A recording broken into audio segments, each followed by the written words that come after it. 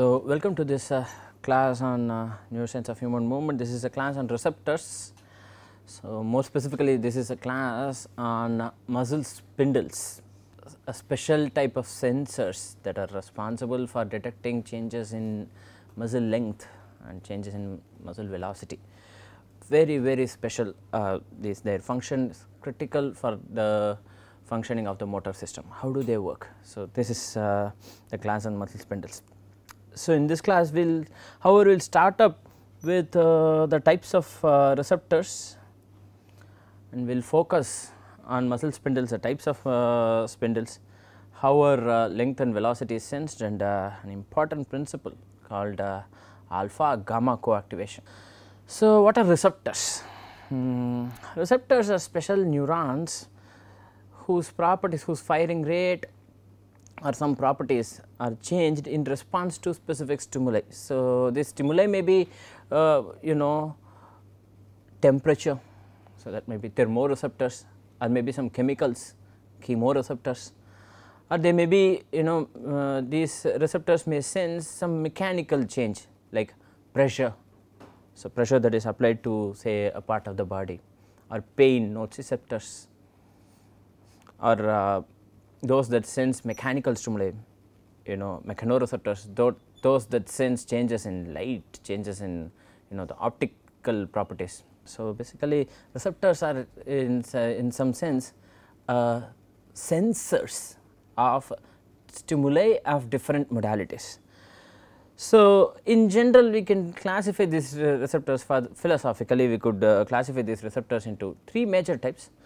Those receptors, those sensors that give us information that about what is happening within the body, inside the body, what is happening within the body, they are called as interoceptors, that give me information about what is happening outside the body from the environment, things that are happening around me. I am able to see what is going on, I am able to hear that sound, some sound is coming, I am able to hear that.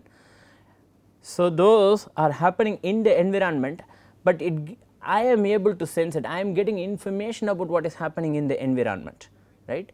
So, those sensors that give me information, those receptors that give me information about what is going on around me or from outside my body are called as exteroceptors.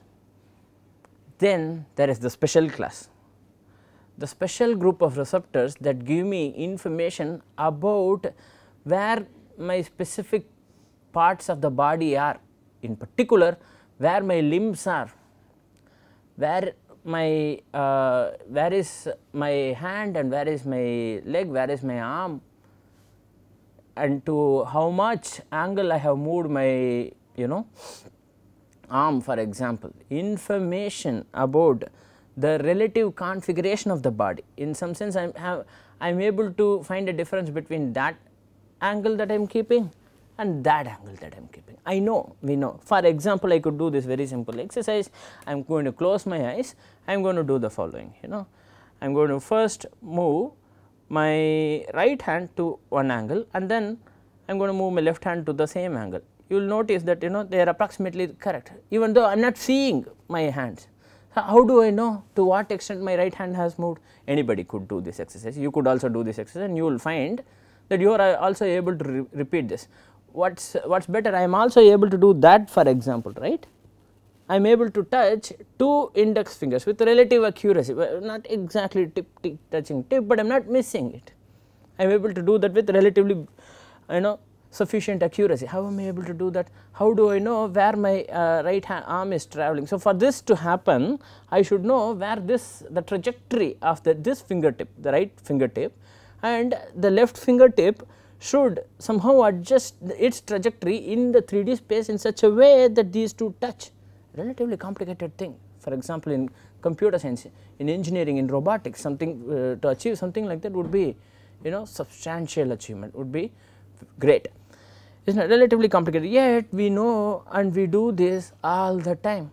We take this sense for granted. We are able to do this with relative ease. That is possible with the help of this information is coming from a special type of receptors called proprioceptors. So, this class, the entire today's class, and probably the next class, and also dedicated completely to the discussion of proprioceptors. Okay. So, one thing that goes with whenever we are talking about perception, we need to talk about how is perception even achieved. What are there some laws or rules that govern perception? It turns out that there are some laws and rules that govern perception. Actually, this is the famous Weber-Fechner law. Actually, this refers to two separate laws. First is the Weber's law that talks about the just noticeable difference, not discussed on this slide, is the just noticeable difference is the smallest difference that a person can sense, right. So, that depends on what the initial value was, right, what the initial sense was. Suppose I am holding this object, let us say its mass is 500 grams, I am adding 100 more grams. Now, you are asking me to find how much weight has been added. I am saying some number. Suppose I had only 100 grams and I am adding 100 more grams. What would you perceive as a greater weight? So, I had 100 grams, and if 100 more grams is added, the chance is that I am going to perceive the case where the initial mass was 100 as the heavier load. So, there is in some sense the detection load depends on the initial load. So, if I had 100 grams and I add 100 more grams, I am going to perceive something. I am having 500 grams and I am adding 100 more grams. Note, in both cases I am adding the absolute addition to load is only 100 grams, but the detection will vary depending on what the initial mass is it not? So, that goes to the Weber's law where that describes the just noticeable difference. Okay. Actually, the just noticeable difference is the smallest such change that can be detected, and the smallest such change that can be detected depends on what the initial value is. Okay. So, that is that. Then we go to Fechner's law where the relationship stimulus and the threshold of the stimulus and the perception that is detected is logarithmic. In other words, if the stimuli changes in a geometric progression, then my perception changes in an arithmetic progression. So, the difference is stimulus gets multiplied every time the stimulus gets multiplied. So, just describing what is geometric progression, you all know what is geometric progression and arithmetic progression. The stimulus gets multiplied, whereas my perception gets added. So, that is what in an easy way of remembering what this logarithmic relationship means. So, the perception changes as a logarithmic function of the stimulus with respect to the threshold stimulus. Okay. So, this law has come to be known as the Weber-Fechner's law, okay, of perception. Today's class we wanted to focus on proprioceptors. I said proprioceptors are those neurons, those cells that are specialized for body location, body relative position sense, right. How is that sensed? There are different types of proprioceptors. In today's class we will focus on one type, we are going to call this as muscle spindles. We are going to focus on muscle spindles in today's class. They have a special property, these neurons, near the spinal cord in a ganglion, and they have a special property in that they have two branches of axons. So, this is one axon that is shown here, this is the other branch of the axon, and there are two types of conduction in general in neurons. There are two types of conduction. In general, conduction from in a neuron happens from the cell body, this is the soma or the cell body. If the conduction happens from the soma through the axon in that direction, for example, that is called as orthodromic conduction. If the conduction happens through the axon to the cell body, from the axon to the cell body in that direction, for example, that is called as antidromic conduction. In general, neurons have one of these types, either neurons conduct orthodromically or antidromically. but proprioceptor neurons are special in that these neurons conduct both antidromically and orthodromically. It is 2 axons, it is 2 branches conduct in 2 different directions.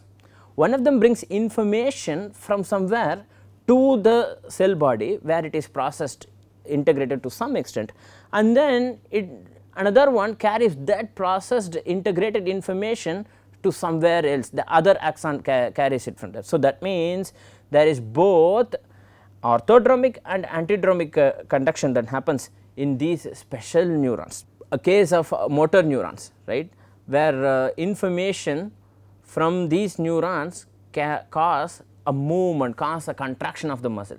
These neurons that cause, or these fibers that cause a movement or a motor activity are called as efferent fibers, okay. And those that sense information that is happening are called afferent, okay. These two, the pronunciation of both are somewhat confusing. One is afferent, the other one is efferent, okay. Efferent is the motor one, and these proprioceptors are afferent neurons, are afferent fibers. So, the proprioceptor neurons are special in that they have both orthodromic and antidromic conduction, and they get the information from somewhere, from a sensory ending, from a point where I want to have the sensing, and they send the information back to the central nervous system, to the spinal cord. Actually, what happens here at the spinal cord and where does the information go, we will reserve for future classes. Our interest is in studying how muscle spindles alone function, that alone is part of today's class. So, muscle spindles consist of 2 types of fibers, lots of terminology. There are 2 types of fibers. First is intrafusal fibers. These fibers are those that are located on the central part of the muscles.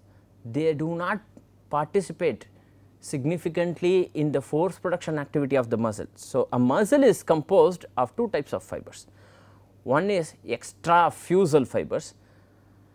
These are the fibers that produce force, as we saw earlier, the sarcomere, sliding filament theory, excitation contraction coupling, and cause of force that is being produced. So, extrafusal fibers produce force. Intrafusal fibers are also muscle fibers, but they do not contribute significantly to the change in the total muscle force. So, these are more useful for detection or force detection or length detection or something else, detection of some physical change. Okay. When the extrafusal fibers change in change length, the intrafusal fibers will also change length. Why? Because it turns out that the intrafusal fibers are located in parallel to the extrafusal fibers. There are, and again there are different types of these fibers. We will just first we classify these as nuclear bag fibers and nuclear chain fibers. Those that are those that have a bulging in the middle of that type, right, are called bag fibers, and those that look like several chains are called as chain fibers. Okay. And there is a subdivision of these. These nuclear bag fibers are divided into 2 types, the static nuclear bag fibers and the dynamic nuclear bag fibers. And it turns out that all these together are present in a muscle spindle. Usually a spindle is composed of 2 or 3 bag fibers and a different number of chain fibers, usually around 5 chain fibers are present. So, 2 or 3 bag fibers and 5 chain fibers together constitute one muscle spindle. And what do they do? What is their function? It turns out that these intrafusal fibers, I said, stretch when the muscle is stretched, right. So, when the muscle length changes, when will the muscle length change? When the muscle is stretched. When will the muscle get stretched? There are only 2 possibilities for the muscle to stretch.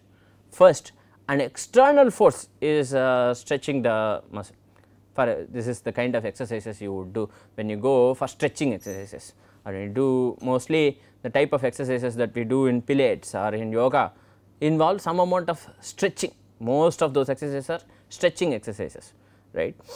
In many of these cases what we do is we stretch against non-moving things, is it not, against the environment. So, in such cases an external force is involved.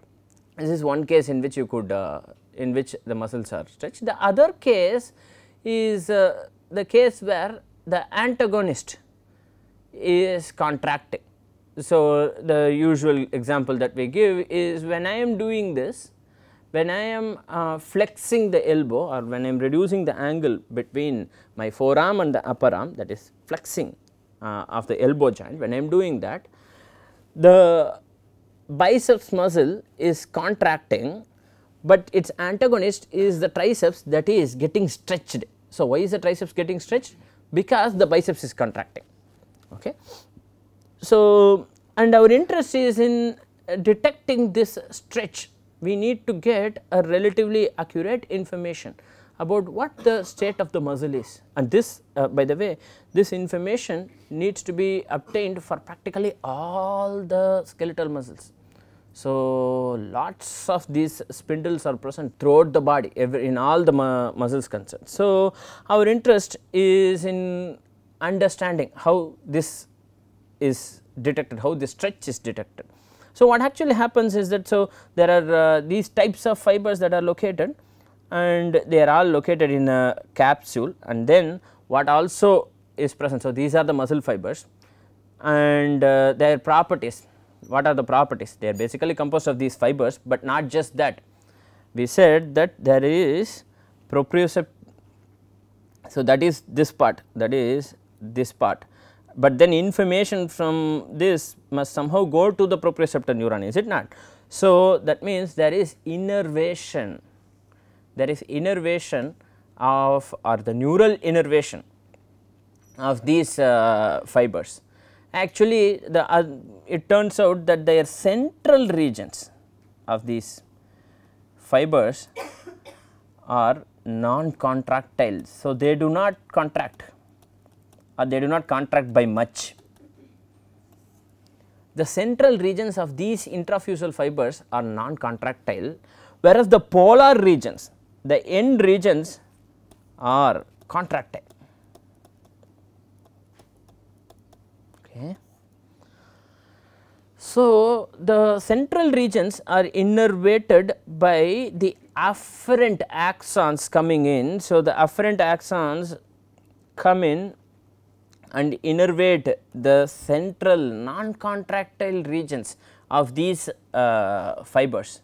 So, when, and these afferent axons have the property that when the fiber is getting stretched, the axon also gets stretched, and when the axon gets stretched, stretch sensitive ion channels present on this axon cause a lot of influx of sodium, causing an action potential in that axon, and this action potential travels back to the soma. Okay. So, basically stretch sensitive ion channels present on the afferent axons are getting activated when the fiber is getting stretched. So, the fiber gets stretched, on top of the fiber are these axons, the axons get stretched, or the endings of these axons get stretched, and the stretch sensitive ion channels are opened, sending in a lot of sodium and causing an action potential in this axons, which is then detected by the proprioceptor neuron. Okay. These axons are innervating the non-contractile central regions. Okay. The non-contractile central regions are innervated by the afferent axons, is it not? So, the non-contractile central regions, when they are getting stretched, the innervated axons produce an action potential. And but then what else is also present are some efferent axons, some other things are also there. These efferent axons, what they do, they innervate not the non-contractile regions, but the polar regions, the end points of these are innervated by efferent or efferent axons, and these neurons are usually called as gamma motor endings. So, this is different from the other motor neurons. Extrafusal fibers, right, are the force producing fibers are innervated by motor neurons, basically the neuromuscular junction case that we saw, is it not. So, they produce force, and these motor neurons that innervate the extrafusal fibers are called alpha motor neurons, and those that innervate the intrafusal fibers, the contractile polar regions of the intrafusal fibers are called as gamma motor neurons. They perform some special function. It is not clear what that special function is, we will see in future slides. So, this is the architecture of the muscle spindle. They are composed of different types of fibers, basically bag fibers and chain fibers, and bag fibers are divided further into two types, dynamic and static, and they are composed of a central non-contractile region and a polar contractile region, and they are innervated in the center by afferent axons and in the end by the efferent axons, which is also called as the gamma motor system.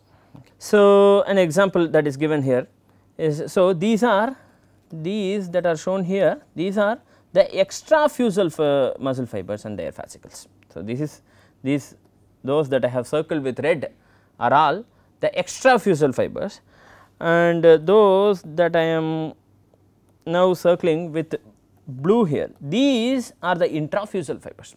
Okay. So, what happens is that whenever the muscle is getting stretched, what happens, the extrafusal fiber gets stretched. So, or in other words, this moves in that direction, moves in that direction, and so the intrafusal fibers also get stretched. So, the capsule becomes stretched, this capsule becomes stretched, and the afferent axons attached to these capsules also get stretched, and that stretch is getting detected. But a question is, what would happen, muscle is contracting? Is it that this is going to, when I said that these channels are stretch sensitive, there is no such thing as slack sensitive, right, because I am having this thread, when I am stretching this thread or I am having this rubber band, say for example, when I am stretching this rubber band, the more the stretch is, if there is a stretch sensitive sensor here, the more the stretch is, more is the signal that I am going to get. But if I am slacking it, it is not possible for me to detect the amount of slack in some sense, right. Is it that these muscle spindles can detect only stretch from a 0 resting length, but not contraction, but not slack? Here is an illustration explaining the situation. Here there are 3 rubber bands, right. There are 2 red rubber bands, these are the 2, and there is a green rubber band in between, right. Let us assume that the red rubber bands represent the extrafusal fibers or the force producing fibers, and the green rubber band represents the intrafusal fibers, right, the ones that are useful in measuring the length. The amount of stretch that the extrafusal fibers take can also be measured by the amount of stretch of the intrafusal fibers. This is what we have seen. Now, how do you measure slack? Suppose the extrafusal fibers are contracting like that, right, suppose they are contracting. How do we measure contraction or slack itself? That is the question. Now, in this case, what would happen is, when the muscle is contracting like that, or when the extrafusal fibers are slack, we must somehow ensure that the intrafusal fibers, which is the green band here, remains taut, and this is achieved by pulling at the end like this, right. So, when I am pulling, the intrafusal fibers at both ends are at the polar regions, which is where the gamma motor neurons innervate. So, the gamma motor neurons innervate at the 2 ends or at the polar regions, and they cause a contraction at the ends, thus keeping the central sensitive region taut at all times. So, regardless of whether the extrafusal fiber is slack or taut, the intrafusal fibers is always maintained to be taut. What happens is that as the muscle is getting contracted, the extrafusal fibers move closer or become shorter in that sense, but at that time the polar regions of the intrafusal fibers are innervated by the gamma motor neurons. These gamma motor neurons are also getting activation in such a way that the polar regions that are contractile are getting pulled. So, these guys on the outside the extrafusal fibers contract, but those that are in the center expand, get stretched in a way by sending information, by contracting the polar regions, this polar region and that polar region. Effectively I am stretching. By sending that information, I am keeping the central sensitive region taut or sensitive to stretch. So, if I know, then since I am the one, since the central from somewhere in the central system you are sending this command to the gamma motor neuron to contract the polar regions, is it not? So, I know how much command I gave to keep this polar regions contracted or to keep this system taut. So, in some sense that is a gain multiplier. I know how much information I gave. Now, whatever else is the information received from the afferents, from these afferents must be multiplied or must be computed along with the information that I gave to the gamma system. A combination of these two together will give me the exact state of the muscles. So, what actually happens is that whenever the extrafusal fibers are activated, extrafusal fibers are activated how? Extrafusal fibers are activated by alpha motor neurons, by these neurons that are shown with a solid line here.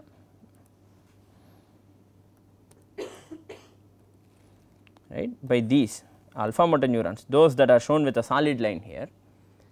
Whenever they are activated, the muscle will contract, but at the same time when the muscle contracts, I want to have accurate information of their length. There is simultaneous activation of a different motor neuron. These are the gamma motor neuron. What is the gamma motor neuron doing? It is going to activate the polar regions of the intrafusal fibers. Okay. That line is shown with the dashed line here, is it not? These dashed lines. So, the intrafusal fibers are kept simultaneously active. So, what is the difference between the alpha motor neuron and the gamma motor neuron? Alpha motor neuron are large diameter myelinated axons, whereas gamma motor neurons are small diameter myelinated axons. So, we saw early on, or in one of the earliest classes, what we saw was that myelination increases conduction velocity. We want to have the greatest conduction velocity for sending information to the muscles to perform movements. So, alpha motor neurons have large diameters and they are all myelinated, and gamma motor neurons in comparison have relatively smaller diameters, but they are also myelinated. So, they are going to conduct with slightly lower very slightly lower velocity, because the information is coming from the spinal cord to the muscle of interest, is not.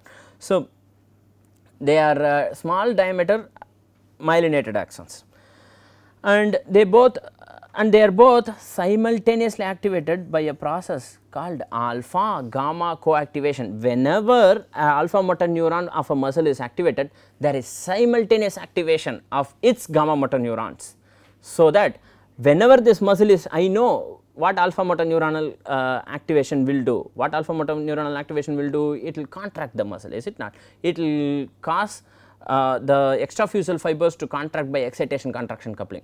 At the same time, I do not want to lose information about the length of this muscle. So, I want to stretch the intrafusal fibers. I do that by sending information to the contractile polar regions of the intrafusal fibers. That I am doing with the help of a different system, with the help of gamma motor neurons, and they are simultaneously activated. That is why this process is called as alpha gamma coactivation. A special process not discussed so far, a special case not discussed so far is the case of fusiomotor system or the skeleto-fusiomotor system.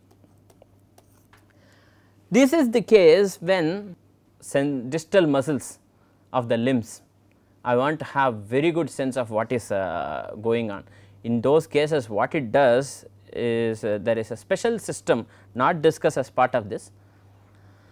This system is called as the beta motor neuron system, different, relatively less numerous, relatively rare when compared with alpha and gamma, this beta motor neuronal system. What this does is, so that I am going to draw with a different color here. Suppose this were a distal muscle of a limb, say the hand for example. In that case you have a special neuron, okay. That neuron is going to come like that and go like that. What it is going to do is it is going to innervate the extrafusal fibers here and also the intrafusal fibers. This is a special case. Extrafusal fibers are usually innervated by alpha motor neurons, intrafusal fibers are usually innervated by gamma motor neurons. A special case is the case of a fusiomotor system, where only in some cases, relatively rare cases, a neuron innervates both the extrafusal fibers and the intrafusal fibers of the same muscle. What would this do? So, as soon as the command for contraction is given to the extrafusal fibers, a simultaneous command for contraction of the contractile polar regions or stretching of the intrafusal fibers is given. So, this has collaterals to both extrafusal fibers and intrafusal fibers, a very special case. But the more common case is the case of the alpha gamma coactivation. So, basically beta fusiomotor system or beta motor neuronal system is a special case of the alpha gamma coactivation system. I could activate, what is the difference? The difference is that the alpha motor neuron is a large diameter neuron, gamma motor neuron is a small diameter neuron, beta motor neuron is a medium diameter neuron. This is one difference. The other difference is alpha gamma coactivation, although the command is given simultaneously, these are given to two different neurons. Here, but in the beta case, command is given to a single neuron, it is dividing its command to both the extrafusal system and the intrafusal system. So, that means in the reliability of this system, the beta system is going to be more than the reliability of the alpha gamma system, because there are two two elements that are involved, two independent elements that are involved in the alpha gamma system. There are two neurons. In this case there is only a single neuron, one neuron innervates both the extrafusal and intrafusal thing. So, that means there is more reliability. Why would this be needed? Because we use the distal part of the limb to interact with the environment. All the interactions that we do with the environment are with these, is it not? Anything I do, I am writing with the pen, I am clicking this clicker, drinking water, whatever I am doing with the distal part. So, the manipulation needs to be more controlled, or for some reason it is not clear why evolution would do this, but this happens and we saw how this happens. So, as soon as the alpha system causes contraction, this middle portion gets stretched. So, this is the extrafusal fibers, they are getting contracted, right, they come closer to each other, reducing this length, whereas the intrafusal fibers go farther away from each other, increasing their length, thus increasing their sensitivity. If I know what the sensitivity, what the command that was given to the gamma motor neuron, and if I also know what the input from the sensory afferent is, this is coming to me through the proprioceptive system. This information from the gamma motor neuron is coming to me from the motor system. A combination of these two must give me a good sense of what the actual state of the muscle is. Note, the motor neurons and the afferent neurons are located in two different parts of the spinal cord. We said early on that the motor neurons are from the ventral part of the spinal cord, whereas the afferent system is usually located closer to the dorsal portion of the spinal cord. So, ventral means, suppose I were standing on 4 legs, Suppose I was standing on 4 legs, that part of the body that faces the ground is the ventral portion, or this part, this is the ventral portion. That part of the body that faces the sky or the roof is the dorsal portion. So, when I am on this, that portion is the dorsal portion and this portion is the ventral portion. So, the ventral portion sends the, from the ventral spinal cord you get the motor neurons, and from the dorsal spinal cord the innervation comes for the afferent or the sensory neurons. Okay. So, they are not coming from the same neuronal pool, they are coming from 2 different pools of the spinal cord, yet something else can happen, that is the part of reflexes, which we will discuss in future classes. So, how do they function, and important, how do they still stretch, how do they sense stretch, that is the question, how do they function. There are 2 types of these spindles, the primary spindles and the secondary spindles. The primary spindles are sensitive to both muscle length and velocity of shortening. They are composed of the dynamic fiber and bag fiber or chain fiber. So, they can detect both velocity and length by the use of the dynamic fibers. So, the secondary spindle endings are sensitive to length, but not velocity. These are composed mainly of the static bag fibers and chain fibers. The chain fibers are static anyway. So, suppose there is that length, and then length is that length is varied linearly for some time, and then a new length is arrived. Suppose that is happening, right. What will the secondary ending do is that as the length changes, the frequency of firing of the secondary ending will increase.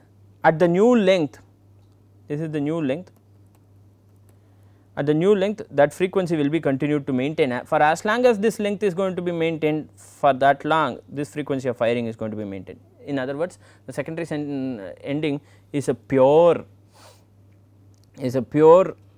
length sensor, whereas the primary ending is slightly different, more complicated than that. What it does is depending on the, so as I am increasing this length, the firing increases in the primary ending, then I am maintaining a new length, then the firing decreases.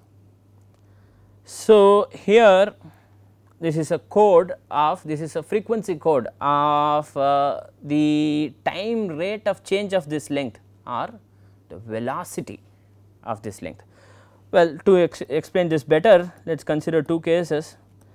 Let me consider a case, suppose I am stretching this a little faster, like that, then I am reaching the same new length and I am maintaining. What would be the response of the primary ending? That is the question. What will happen is that there will be all these black lines and in between there will be more red lines, as in there will be more lines. Why? Because I am stretching them faster, and that will happen only until this point, but not these 2. Okay. So, there will be more lines between these 2. So, or another possibility is that I could stretch slower, I could do that. Then what will happen is that this will become a little farther away from each other. These lines could become a little farther away from each other. So, from this what I can deduce from this what I can understand is that by looking at the frequency of firing of the primary spindle ending, I am able to say what was the velocity with which this stretch was happening. So, if the frequency of firing is high, so basically the velocity is encoded in the frequency of firing of this primary. So, if the frequency of firing is high, then the velocity will be high. If the frequency of firing is low, that means that the velocity is low. A question is, what will then happen if I am releasing like this to this. So, in this case I am releasing from a stretch. What usually happens is that this a release from stretch, the sensitivity, the static sensitivity of the gamma system is increased, whereas the dynamic sensitivity is reduced. It turns out that, as we have said, that there are static fibers. We have said that there are static fibers and dynamic fibers. It turns out that the gamma motor neurons also come in dynamic and static. So, there are two types of gamma motor neurons also. It turns out that I can selectively change the sensitivity of the dynamic system or the static system. If I am going to unload, what this does, if I am going to release from a stretch, what this does is that the static sensitivity of this system is increased to a great extent, or the static gamma motor neurons are firing, whereas the dynamic gamma motor neurons are not firing so much, their dynamic sensitivity is reduced. Thus, what happens exactly during this release is that the primary motor ending becomes silent practically. There is no input during release from a stretch. However, what happens then, you are worried, oh, then how will I detect length? There are others to do that job for us. There is still the secondary sensory ending. I said this is only the primary, there is still the secondary sensory ending which detects length alone as the during release and during stretching, during both stretching or release from a stretch, whereas the primary motor ending can detect velocity and length and become silent during the release from a stretch. Okay. So, in summary, what we have seen is we have seen receptors, we discussed a little about Weber-Fechner law, and we saw proprioceptors. These are neurons that are special, that have two axons, one that receives information from the sensory or ending. So, wherever I want to have the sensing, at that part I have a sensor, from there I am receiving information, that is one axon in which conduction is happening in antidromic direction, or conduction is happening toward the soma, and then something integration is happening at the soma, and then information is going to the spinal cord in orthodromic. So, these are special neurons that have both antidromic and orthodromic conduction, and that sense information of the relative body positions. And we saw muscle spindles and the types of fibers, nuclear bag, nuclear chain, static and dynamic, and the important principle of alpha gamma coactivation that causes the polar regions of the intrafusal fibers to contract simultaneously with the contraction of the extrafusal fibers, thus maintaining the central region taut in such a way that you are always sensitive to stretch. At no point does the muscle spindle become loose. There are other receptors that are not discussed in this class. The other receptors are most importantly the Golgi tendon organs, not discussed, this will be discussed in future class, and cutaneous receptors, and what are called as joint capsule receptors or the joint articular receptors. What do they do? What do these things do? All these things together we will discuss in the next class, and how do they help in motor control we will discuss in future classes. Okay. So, with this we come to the end of this class. Thank you very much.